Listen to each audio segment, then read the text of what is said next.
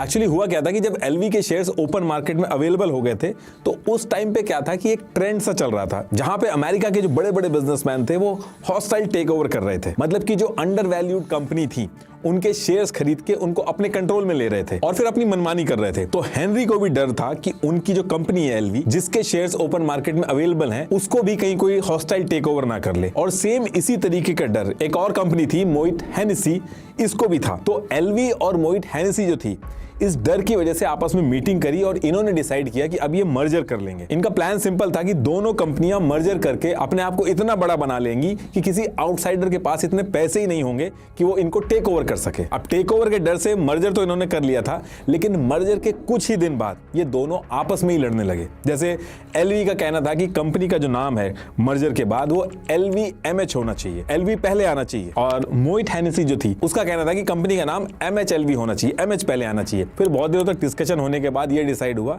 कि नाम LVMH रहेगा, लेकिन जब बोला जाएगा तो मोइट हेनेसी लुई विटॉन बोला जाएगा। इस मर्जर के बाद कंपनी के अंदर पावर किसके पास ज्यादा रहेगी, वो एलवी के पास रहेगी कि मोइट के पास रहेगी, इसको लेके डेली बेसिस पे कॉन्फ्लिक्ट स्टार्ट हो गए और दोनों कोशिश करने लगे कि किसी और को भी अपने साथ सीक्रेटली इन्वॉल्व करके ये जो LVMH ब्रांड है इसको अपने पावर में ज्यादा रखें। मर्जर के बाद मोइट हेनेसी के जो लोग थे वो चाहते थे कि LVMH जो ब्रांड है इसमें एलवी के लोग कम इंटरफेयर करें, कम पावरफुल रहे। और ऐसा तभी पॉसिबल था जब मोइट हेनेसी के पास ज्यादा परसेंटेज ऑफ शेयर्स हों। और उसके लिए मोइट हेनेसी जो कंपनी थी उसने एक प्लान बनाया। उसने चुपके से अपने साथ एक और पार्टनर जोड़ के सीक्रेटली LVMH के शेयर्स खरीदने स्टार्ट कर दिए। और सेम चीज एलवी के जो हेनरी थे ये भी करने लगे। हेनरी ने क्या किया, उन्होंने बर्नार्ड आर्नोल्ड को लेके आए और ये जो बर्नार्ड आर्नोल्ड को लेके आए हेनरी, ये इनको लाना बहुत ज्यादा भारी पड़ गया क्योंकि ये जो बर्नार्ड थे ये पहले से ही टेक ओवर करने में माहिर थे। तो जब ये सारी चीजें हुई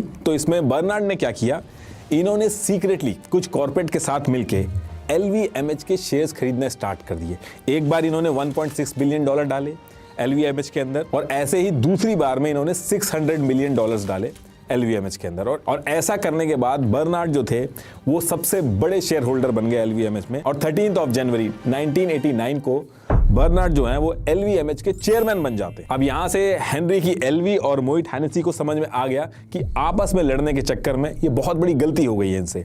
इन्होंने बात करके बर्नार्ड से ट्राई किया कि क्रिश्चियन डियोर परफ्यूम जो है कि तुम ले लो और LVMH का जो कंट्रोल है उस पर हमारा हक रहने दो। उल्टा इन दोनों को LVMH के बोर्ड से हटा देते हैं। कोर्ट में काफी दिनों तक केस चलता है, बर्नार्ड केस जीत जाते हैं और LVMH को अपने अंडर में ले लेते हैं। और फिर इसके बाद विटॉन फैमिली जिसने पूरा एलवी का ब्रांड बनाया था उनके हाथ से कंपनी निकल जाती है। अब इसके बाद बर्नार्ड क्या करते हैं, ये LVMH को अपने अंडर लेने के बाद 75 और बड़े ब्रांड जैसे केंजो, बर्लूटी, ये सब LVMH के अंडर ले लेते हैं और धीरे धीरे करके दुनिया के सबसे अमीर आदमी बन जाते हैं। तब से लेके आज तक आप कभी भी वर्ल्ड की टॉप रिचेस्ट लोगों की लिस्ट देखोगे, हमेशा टॉप 5 के अंदर बर्नार्ड जो है वो आपको जरूर दिखेंगे। इनकी और इलॉन मस्क की जो नेटवर्थ है उसमें सिर्फ $38 बिलियन का ही फर्क है। बर्नार्ड के इस एक मूव ने इनकी जिंदगी को बदल के रख दिया। पूरा लुई विटॉन का जो ब्रांड था वो इनके हाथ में आ गया और जो लुई विटॉन की फैमिली थी उसको पूरी तरीके से हटना पड़ा। बर्नार्ड टेक ओवर करने में बहुत ज्यादा माहिर थे। ऐसे ही गुची का जब स्ट्रगल फेस चल रहा था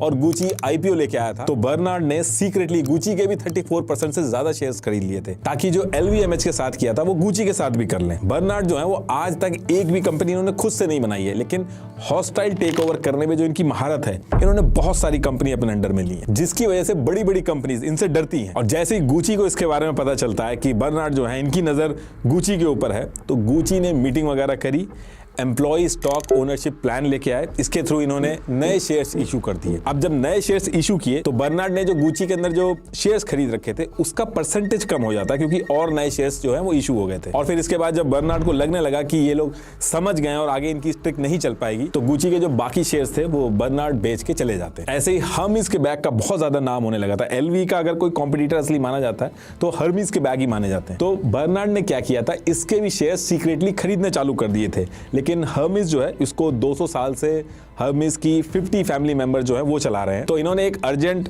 फैमिली मीटिंग करी और इनकी फैमिली के जो सारे 67% शेयर जो थे उसको कंसोलिडेट किया और रूल बना दिया कि अब आगे से बिना फैमिली की परमिशन के कोई भी शेयर नहीं बेचेगा। और बर्नार्ड ये जो सीक्रेटली शेयर्स खरीद के हर्मिस को टेक ओवर करना चाह रहे थे, इसको लेकर हर्मिस की फैमिली ने इनके ऊपर French stock market regulator AMF में केस भी कर दिया था और फिर फाइन भी लगा था इनके ऊपर। तब जाके बर्नार्ड पीछे हटे। फिर बर्नार्ड ने आगे चल के टिफनी को भी खरीद लिया था।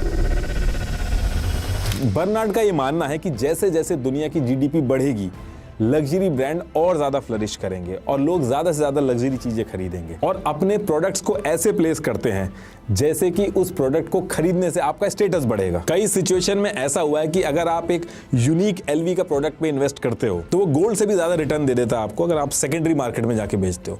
LV के हैंडबैग्स 15 लाख तक के आने लगे हैं और लिमिटेड एडिशन तो और भी ज्यादा महंगे हैं। LV जो है वो बाकी कंपनीज के कंपैरेटिवली बहुत ज्यादा इन्वेस्टमेंट करते हैं अपने प्रोडक्ट्स को अलग तरीके से प्लेस करने के लिए। इनका हर बैग ऐसा नहीं है कि एक मशीन चल रही है और बैग बनते चले जा रहे हैं। जैसा कि मैंने बताया था कि LV के बैग्स हैंडमेड होते हैं जो कि फ्रांस और इटली जैसे कंट्रीज में बनते हैं। इसमें एक कैच भी है, भी आगे बताऊंगा कि ये बनने का जो प्रोसेस है इसमें क्या दिक्कत है। एक बैग को बनाने में 100 से 300 स्टेप्स इन्वॉल्व करते हैं ये, और जो लोग ये बैग्स बनाते हैं उनको 2 साल पहले ट्रेनिंग दी जाती है और ट्रेनिंग के बाद एक बैग को बनाने में 30 से ज्यादा लोग लगते हैं। क्वालिटी चेक एकदम परफेक्ट रखने के लिए ये एक बैग को मिनिमम 500 बार जिप और अनजिप करके 7 पाउंड के वेट के साथ इसकी स्ट्रेंथ टेस्ट करवाते हैं। इनफैक्ट LV के कई बैग्स में क्रोकोडाइल, पाइथन और ऑस्ट्रिच की स्किन यूज होती है। मार्केटिंग में भी इन्होंने बिलियंस ऑफ डॉलर लगाए हैं ताकि दुनिया भर के अमीर लोगों तक LV की जो एक यूनिक स्टोरी है वो पहुंचे। LV कभी भी डिस्काउंट नहीं देता। अगर आपको LV के प्रोडक्ट पे डिस्काउंट मिल रहा है तो इसका सिर्फ एक ही मतलब है कि या तो वो प्रोडक्ट फेक है या फिर वो सेकंड हैंड है। ये कोई भी प्रोडक्ट बनाते हैं तो उसका एक टारगेट रखते हैं कि उतने ही पीस बनाएंगे, और अगर इनके प्रोडक्ट्स नहीं बिकते हैं तो उसको ये जला देते हैं लेकिन डिस्काउंट नहीं देते।